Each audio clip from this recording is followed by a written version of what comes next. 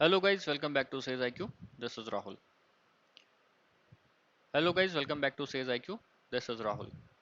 तो गाइज आज हम कवर करेंगे शारंग देव की 5 गीतियां, जैसा कि आपको थंबनेल से भी पता चल गया होगा. तो जो 5 गीतियां हैं, पॉइंट्स को नोट करते चलिए मेरे साथ में. 5 गीतियां, ये 5 गीतियां जो हैं ये द्वितीय अध्याय में, ये आपसे पूछा जा सकता है, संगीत रत्नाकर के द्वितीय अध्याय में. कौन सा अध्याय है द्वितीय अध्याय? राग विवेकाध्याय. राग विवेक मैं लिख दे रहा हूं यहाँ पे. तो राग विवेकाध्याय जो कि संगीत रत्नाकर का द्वितीय अध्याय है, उसमें 5 गीतियों के बारे में चर्चा की गई है. पहला ही श्लोक है, मतलब पहले श्लोक से लेकर और 7वें श्लोक तक. ध्यान से लिखिएगा, पहले श्लोक से लेकर 7वें श्लोक तक में ये 5 गीतियों की चर्चा यहाँ पर करी गई है. तो शारंग देव जी इसमें गीतियों में कहते हैं कि 5 उन्होंने बताई. पहली कौन सी है? पहली है शुद्धा. ठीक, शुद्धा. शुद्धा जो गीत होती है, ये क्या होती है, कैसे होती है? तो यहाँ पर इन्होंने बोला कि जो शुद्धा गीति है ये मनोहर और कोमल, ऐसे करके, मतलब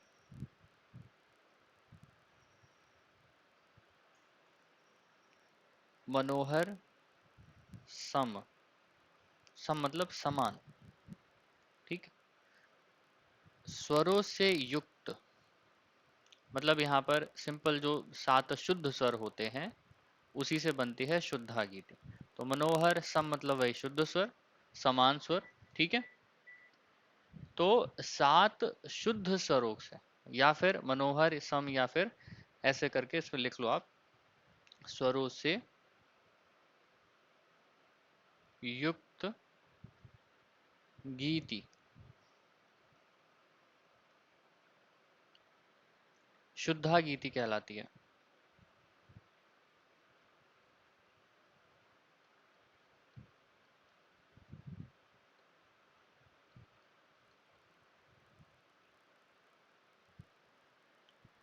क्लियर है?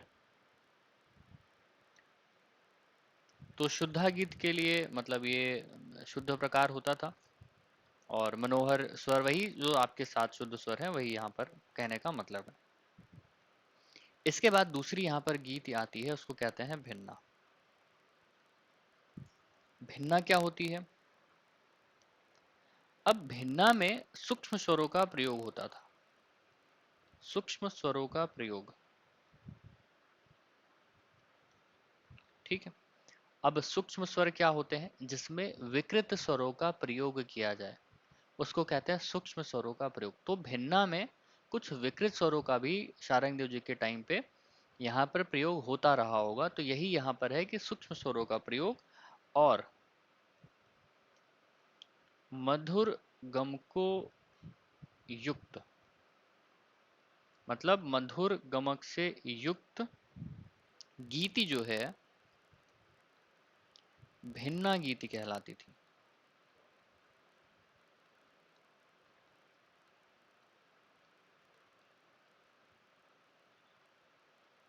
क्लियर है? तो सूक्ष्म स्वरों का प्रयोग होता था, इसमें मधुर गमकों का प्रयोग होता था, इसलिए उसको भिन्ना कहते थे. जो भिन्न हो, जो शुद्ध से भिन्न हो जाए, दैट इज भिन्ना. आई थिंक क्लियर हो गया होगा. तो शुद्धा गीत पहला श्लोक है ये. अब श्लोक पढ़ के यहाँ पर टाइम वेस्ट नहीं करेंगे. दूसरे से तीसरे श्लोक में यहाँ पर भिन्ना के बारे में चर्चा की गई है. चौथा जो श्लोक है वो है गौड़ी के ऊपर, गौड़ी गीति. ठीक है. अब गौड़ी गीत क्या होती थी?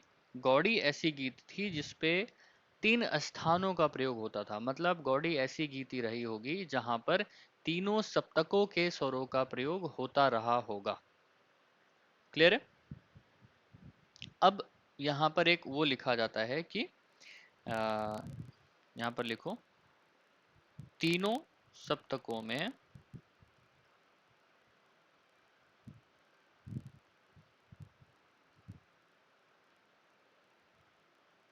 सघन मतलब गंभीर, सघन गमक युक्त गीति, इसको हम कहते थे गौड़ी गीति। मतलब त्रय स्थान होती थी ये कुछ ऐसे आपको शब्द मिलेंगे जो एग्जामिनर यहाँ पर यूज करता है। तो त्रयी स्थान मतलब 3 स्थानों में जो गीति यूज की जाए, मतलब ऐसी गीति जो 3 स्थानों में यूज करी जाए, प्रयोग हो, उसको हम गौड़ी गीत यहाँ पर कहते थे। क्लियर है? तो ये हो गई गौड़ी। इसके बाद यहाँ पर आता है आपका वेसरा।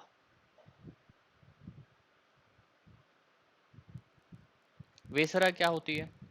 वेसरा हमेशा उच्च, मतलब कि उच्च कहेंगे या फिर द्रुत कह लो, द्रुत स्वरों से उच्चारित होती थी। तो ये भी कहा जा सकता है कि वेसरा गीत के अंतर्गत जो भी चीजें आती थी वो द्रुत लय में गाई जाती थी।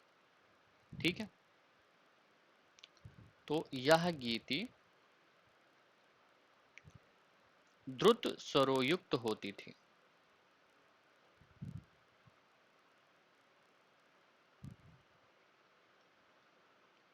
मतलब इसको द्रुत स्वर में ही गाया जाता था। एक पॉइंट यहाँ पर नोट कर लेना, ये तो चलो एग्जाम में आया तो कर ही लोगे आप। दूसरी चीज यहाँ पर है, ये लिख लेना कि वेसरा एक ऐसी गीति थी, सिर्फ वेसरा ही ऐसी गीति थी जिसमें जो वर्ण होते हैं आपके अस्थाई, आरोही, अवरोही और संचारी। आरपीएससी जैसे एग्जाम में यहाँ से क्वेश्चन बन सकता है। वेसरा गीति का इन चारों वर्णों में प्रयोग होता था। सिर्फ वेसरा ही एक ऐसी गीति थी जिसका स्थाई, आरोही, अवरोही और संचारी वर्ण में समान रूप से प्रयोग होता था। ये बन सकता पॉइंट। क्लियर है? इसीलिए वेसरा गीति को आ, अभी मुझे टेक्स्ट नहीं याद है किस शास्त्रकार ने बोला, लेकिन जहां तक मुझे याद है इसी को कहते थे वर्ण चतुष्टयी। एक शब्द यहाँ पर एग्जामिनर भी यूज कर सकता है। तो वर्ण चतुष्टयी गीति कौन सी है? सिंपल सा क्वेश्चन बनेगा, 4 आपको एक यहाँ पर ऑप्शन दे देगा। आपने नहीं पढ़ा तो फिर कोई भी ऑप्शन लगेगा। तो वर्ण चतुष्टयी जो गीति है उसको वेसरा कहते हैं। इसमें द्रुत स्वरों का, द्रुत लय का, द्रुत गति का प्रयोग होता था, दैट इज वेसरा। वेसरा ही एक ऐसी गीति थी जो अस्थाई, आरोही, अवरोही और संचारी चारों वर्णों में समान रूप से ये प्रयोग होती थी। यहां तक क्लियर है? आगे चलते हैं साधारणी। और गाइस वीडियो को प्लीज लाइक जरूर करिएगा, सब्सक्राइब भी करिएगा चैनल को। और जो मेंबर्स हैं, मेंबर्स के लिए कुछ और भी वीडियोस यहाँ पर आते रहेंगे। चैनल के मेंबर्स भी हैं और उन सभी को मैं थैंक यू बोलता हूँ। कुछ तो बहुत पुराने मेंबर्स हैं, तो मेंबर्स के लिए भी कुछ यहाँ पर और भी प्लान्स आएंगे। आपको वीडियोस टाइम टू टाइम आपके टॉपिक के अकॉर्डिंग मिलते रहेंगे। 2 मेंबरशिप का प्लान है, एक यूजीसी नेट का है जो शायद आई थिंक 89 रुपीज़ का है, और बीपीएससी स्टेट का पूरा उस पर पढ़ा के सिलेबस ही अपलोड कर दिया है, वो आपका आई थिंक 599 या 699 समथिंग का है। तो आप ज्वाइन करना चाहते हो ज्वाइन कर लो। और वीडियोस को लाइक ज़रूर करिएगा क्योंकि यहाँ पर और वीडियोस की सीरीज़ अभी आती रहेगी। और अपने कमेंट ज़रूर करिएगा, कुछ जैसे टॉपिक नहीं समझ आया, यहाँ पर कुछ समझ नहीं आया, तो वो मैं आपको किसी दूसरे वीडियो में कवर करके नाम के साथ में मैं आपको एक्सप्लेन कर दूंगा। क्लियर है? तो यहाँ पर चलते हैं साधारणी। साधारणी मतलब सिंपल थी। साधारणी एक ऐसी गीति थी जिसमें चारों गीतियों का मतलब कि मिश्रण होता था। तो यहाँ पर जो ऊपर की चारों गीतियां आपने पढ़ी, शुद्धा, बिना, गौड़ी, वेसरा, तो चारों गीतियों का मिश्रण जिसमें होता था उसको कहते थे साधारणी। अब देखो एग्जामिनर ऐसे भी दे सकता है सिंपल वर्ड्स में लिख के, लेकिन ऐसा भी आपको लिख के यहाँ पर दिया जा सकता है कि ऐसी कौन सी गीति है जो समस्त गीतियों, मतलब ऐसी कौन सी गीति है जो शुद्धा, भिना, गौड़ी, वेसरा इन 4 गीतियों का आश्रय लेती थी। तो चार गीतियों का शुद्धा भिन्ना गौड़ी वेसरा, इन चार गीतियों का आश्रय लेने वाली गीति, इसको कहते थे साधारणी। इसको लिख लेना। चार गीतियों का आश्रय लेने वाली जो गीति थी वो साधारणी कहलाती है। क्लियर है? या फिर शुद्धा भिन्ना गौड़ी वेसरा साधारणी से संयुक्त गीति जो बनी उसको शुद्ध रूप से कहते थे साधारणी। ये भी आप पॉइंट लिख सकते हो। अब इन पांच गीतियों का प्रयोग कैसे होता था ये तो आपने पढ़ लिया, इनके लक्षण थोड़े थोड़े। पांच गीतियों से ही आपके 30 ग्राम राग बने। तो जो आपके 30 ग्राम राग हैं वो इन्हीं पांच गीतियों के अंतर्गत आते हैं। कैसे आते हैं यहां पर देख लो। पहला जैसे है यहां पर, पहली गीति है शुद्धा। तो अब यहाँ पर ये डेटा नोट कर लेना, ये कहीं मिलेगा नहीं।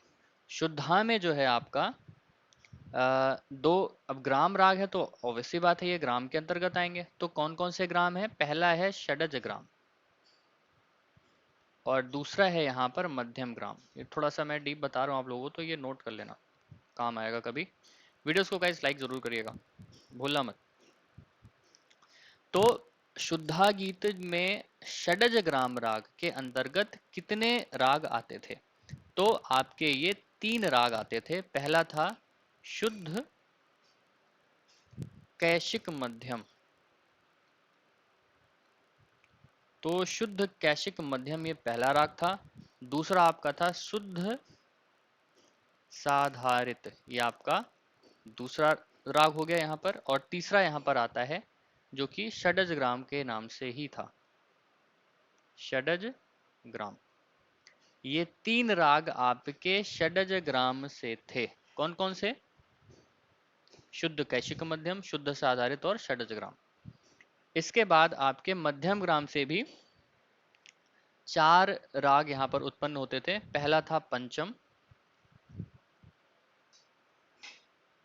दूसरा था मध्यम ग्राम, ये राग का नाम था मध्यम ग्राम। तीसरा यहां पर आता है शाडो और उसके बाद आता है शुद्ध कैशिक।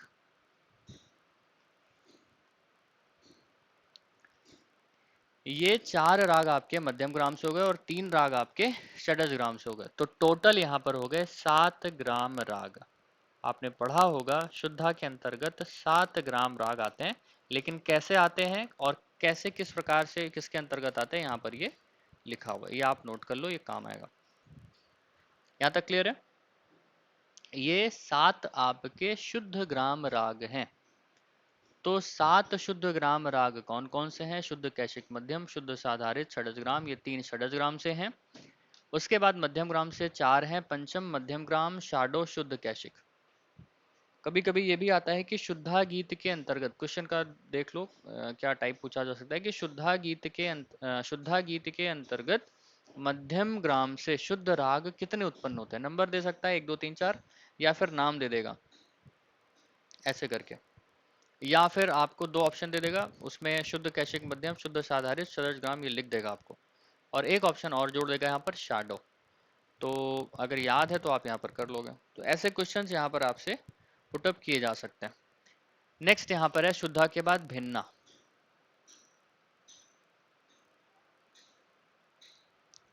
भिन्ना के अंतर्गत आप देखोगे यहाँ पर, तो जैसे कि दो इधर आते हैं, तो भिन्ना के अंतर्गत षडज ग्राम से दो राग उत्पन्न होते हैं। पहला है कैशिक मध्यम,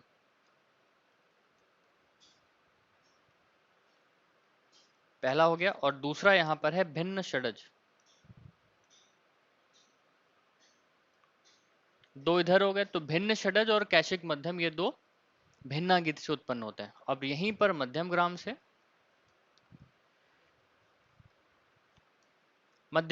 आपके यहाँ पर तीन और उत्पन्न होंगे, क्योंकि भिन्ना से 5 ग्राम राग उत्पन्न होता है। तो दो हो गए षडज ग्राम से। मध्यम से हो जाएगा आपका, पहला है तान, ये राग का नाम है तान, तो यहाँ पे कंफ्यूज मत होना। दूसरा यहाँ पर है कैशिक और तीसरा यहाँ पर भिन्न पंचम। तो ये टोटल आपके षडज ग्राम से 2 हो गए और मध्यम ग्राम से 3 हो गए, तान, कैशिक और भिन्न पंचम। तो भिन्ना से इस प्रकार ये 5 हो गए। इसके बाद चलते हैं यहाँ पर गौड़ी। गौड़ी में आप देखोगे कि षडज षडज ग्राम से कितने उत्पन्न होते हैं। जैसे कि गौड़ी आपने पढ़ा होगा, शुद्धा से 7, भिन्ना से 5, गौड़ी से 3। तो 3 किस प्रकार, षडज ग्राम से देख लो। षडज ग्राम से षडज ग्राम से, तो यहाँ पर षडज ग्राम से 2 होते हैं। कैसा? पहला होता है गौड़ कैशिक मध्यम, और दूसरा यहाँ पर होता है गौड़ पंचम। तो ये आपके हो गए षडज ग्राम से। और इधर गौड़ी में ही मध्यम ग्राम से आप देखोगे तो एक उत्पन्न होता है और उसका नाम है गौड़ कैशिक, गौड़ कैशिक। ये आपका हो गया मध्यम ग्राम से। तो गौड़ कैशिक मध्यम ये षडज ग्राम से है, और गौड़ पंचम ये भी आपका षडज ग्राम से है, और मध्यम ग्राम से आपका आता है गौड़ कैशिक। ठीक, ये 3 हो गए आपके गौड़ राग में। इसके बाद गौड़ी के बाद आता है वेसरा। तो आपको पता है वेसरा से कितने उत्पन्न होते हैं? 8। 8 कौन कौन से और कहां से? षडज ग्राम से आपके कितने उत्पन्न होते हैं? 3। कौन कौन से?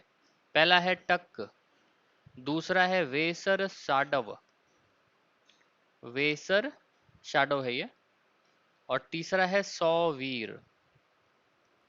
षडज ग्राम से हो गया। इसके बाद मध्यम ग्राम से कौन कौन से उत्पन्न हो सकते हैं? मध्यम ग्राम से अब 3 इधर से हो गए तो 5 इधर से उत्पन्न होने चाहिए। ठीक, तो ये कौन कौन से हैं? पहला है बोट, दूसरा है मालव कैशिक, और तीसरा है मालव पंचम। ये आपके 6 जो राग यहां पर आपने लिखे, ये 3 षडज ग्राम से, 3 मध्यम ग्राम से, ये 6 हो गए। अब 2 बचे। अब 2 कैसे उत्पन्न होते हैं? तो यहां पर ये क्वेश्चन बन सकता है कि एक आपका जो ये टक टक कैशिक राग था उस टाइम पे, शारंगदेव जी के टाइम पे, और हिंडोल, टक कैशिक और हिंदोल, ये दोनों ग्रामों के मिश्रण से बने थे। दोनों ग्रामों के मिश्रण से। अब क्या हुआ, ये अलग हो गया, यहां से क्वेश्चन आपका पूछ लेगा। ठीक है, तो जैसे असिस्टेंट प्रोफेसर लेवल के जितने भी एग्जाम्स हैं या और भी जो एग्जाम्स हैं, अगर क्वेश्चन थोड़ा डीप बने तो यहां से आपका बन सकता है, ये नोट कर लेना। आगे चलते हैं। साधारण या फिर साधारणी। तो आपको पता है साधारणी से यहां पर 7 होते हैं। क्लियर है? तो 7 ग्राम राग इधर से माने गए। तो कौन कौन से? पहले देखो षडज ग्राम से, यहां पर सा ग्राम लिख रहा हूं, षडज ग्राम समझ लेना। पहला था रूप साधर या रूप साधार लिख लो। उसके बाद था शक, और तीसरा यहां पर भम्माण पंचम, भम्माण पंचम। ये 3 राग इधर से उत्पन्न होते थे। मध्यम ग्राम से यहां पर 3 राग थे। पहला था मध्यम ग्राम, पहला यहां पर था नर्त, दूसरा यहां पर था गांधार पंचम, गांधार पंचम, और उसके बाद था षडज कैशिक। ये 3 आपके इधर से थे। तो 3 और 3 6 ये हो गए। एक राग आपका इन दोनों के मिश्रण से बनता था, जिसका क्या नाम था? ककुभ, ककुभ। तो ककुभ हो गया। ये आपके हो गए 3 3 6 7, 7 ग्राम राग साधारणी से। तो इस प्रकार षडज ग्राम और मध्यम ग्राम से आपके पांचों गीतियों में ये राग बटे हुए। तो टोटल आपके होते हैं 30 ग्राम राग, जो कि 5 गीतियों से उत्पन्न होते हैं या फिर 5 गीतियों के अंतर्गत आते हैं।